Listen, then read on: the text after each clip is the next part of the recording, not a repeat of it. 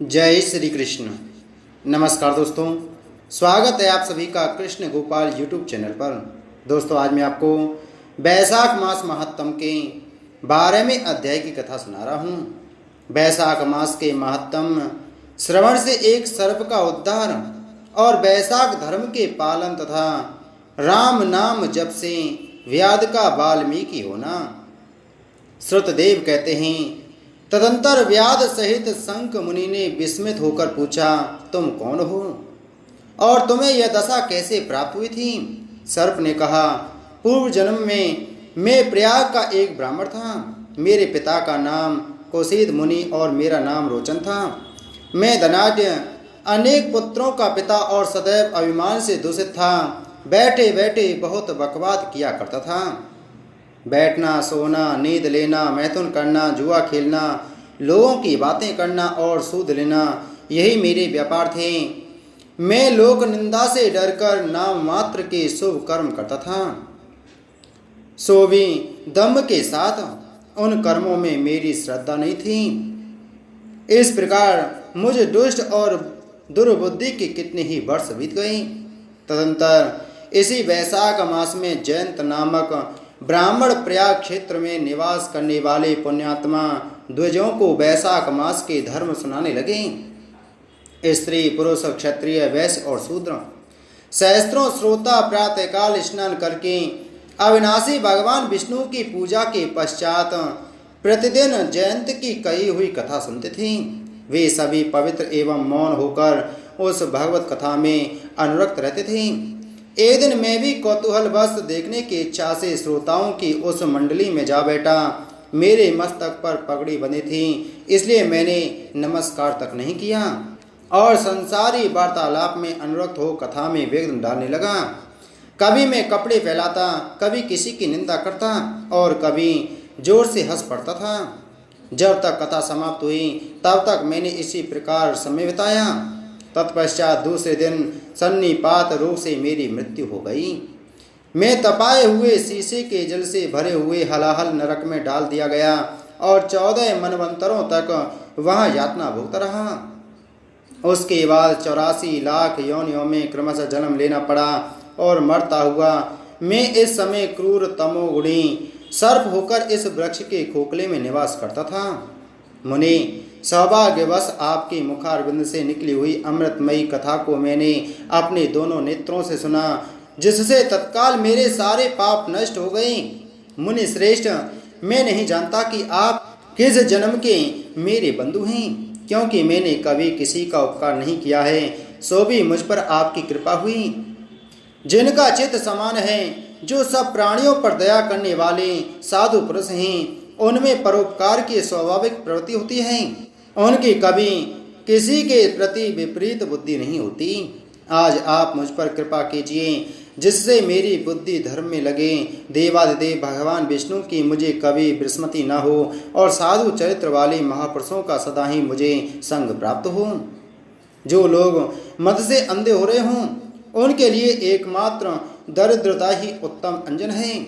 इस प्रकार नाना भांति से स्तुति करके रोचन ने बार बार शंख को प्रणाम किया और हाथ जोड़कर चुपचाप उनके आगे खड़ा हो गया। तब शंख ने कहा, ब्राह्मण, तुमने वैशाख मास और भगवान विष्णु का महत्व सुना है। इससे उसी क्षण तुम्हारा आद सारा बंधन नष्ट हो गया। द्वेषश्रेष्ठ, परिहास, भय, क्रोध, द्वेष, कामना अथवा स्नेह से भी एक बार भगवान विष्णु के पापहारी नाम का उच्चारण करके बड़े भारी पापी भी रोग शोक रहित वैकुंठ धाम में चले जाते हैं। फिर जो श्रद्धा से युक्त हो, क्रोध और इंद्रियों को जीतकर सबके प्रति दया भाव रखते हुए भगवान की कथा सुनते हैं, वे उनके लोक में जाते हैं। इस विषय में तो कहना ही क्या है।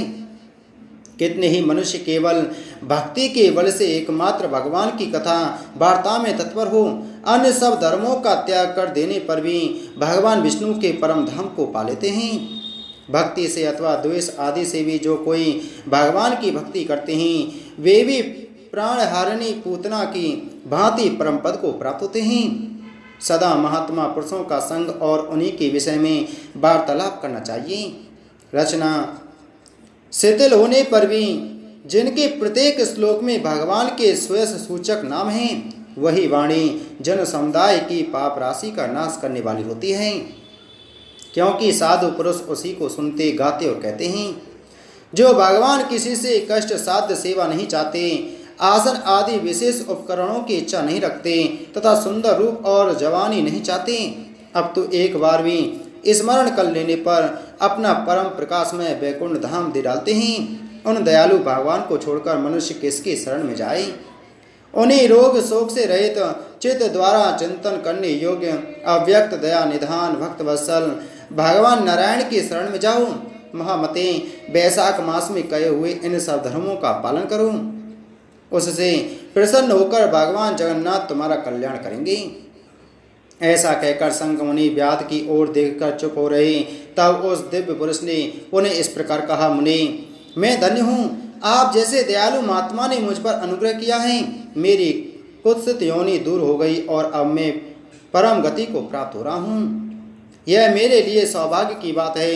यूँ कहकर दिव्य पुरुष ने शंख मुनि की परिक्रमा की तथा उनकी आज्ञा लेकर वह दिव्य लोक को चला गया। तदंतर संध्या हो गई। व्याध ने संघ को अपनी सेवा से संतुष्ट किया और उन्होंने सायंकाल की संध्योपासना करके शेष रात्रि व्यतीत की। भगवान के लीला अवतारों की कथा वार्ता द्वारा रात व्यतीत करके शंख मुनि ब्रह्म मुहूर्त में उठे और दोनों पैर धोकर मौन भाव से तारक ब्रह्म का ध्यान करने लगे। तत्पश्चात शौच आदि क्रिया से निवृत्त होकर बैसाख मास में सूर्योदय से पहले स्नान किया और संध्या तर्पण आदि सब कर्म समाप्त करके उन्होंने हर्षयुक्त हृदय से व्याध को बुलाकर उसे राम इन 2 अक्षर वाले नाम का उपदेश दिया, जो वेद से भी अधिक शुभकारक हैं। उपदेश देकर इस प्रकार कहा, भगवान विष्णु का एक नाम भी संपूर्ण वेदों से अधिक महत्वशाली माना गया है।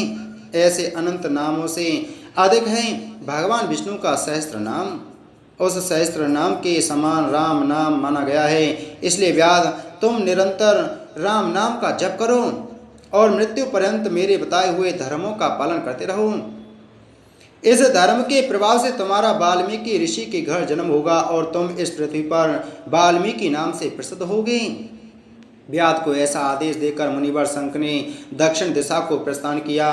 व्याध ने भी शंख मुनि की परिक्रमा करके बार बार उनके चरणों में प्रणाम किया और जब तक वे दिखाई दिए तब तक उन्हीं की ओर देखता रहा। फिर उसने अति योग्य वैशाख मास के धर्मों का पालन किया। जंगली कैत, कटहल, जामुन और आम आदि के फलों से राह चलने वाले थके मादे पथिकों को वह भोजन कराता था। जूता, चंदन, छाता, पंखा आदि के द्वारा तथा बालों के बिछावन और छाया आदि की व्यवस्था से पथिकों के परिश्रम और पसीने का निवारण करता था। प्रातःकाल स्नान करके दिन रात राम नाम का जप करता था। इस प्रकार धर्मानुष्ठान करके वह दूसरे जन्म में वाल्मीकि का पुत्र हुआ। उस समय वह महायशस्वी वाल्मीकि के नाम से विख्यात हुआ। उन्हीं वाल्मीकि जी ने अपनी मनोहर प्रबंध रचना द्वारा संसार में दिव्य राम कथा को प्रकाशित किया, जो समस्त कर्म बंधनों का उच्छेद करने वाली है। मिथिलापते, देखो बैसाख का मातम कैसा ऐश्वर्य प्रदान करने वाला है, जिससे एक व्याध भी परम दुर्लभ ऋषि भाव को प्राप्त हो गया। यह रोमांचकारी उपाख्यान सब पापों का नाश करने वाला है। जो इसे सुनता और सुनाता है वह पुनः माता के स्तन का दूध पीने वाला नहीं होता। इति श्री बैसाख मास महात्म 12वां अध्याय संपूर्ण। बोलो बैसाख मास महात्म की जय। बोलो विष्णु भगवान की जय।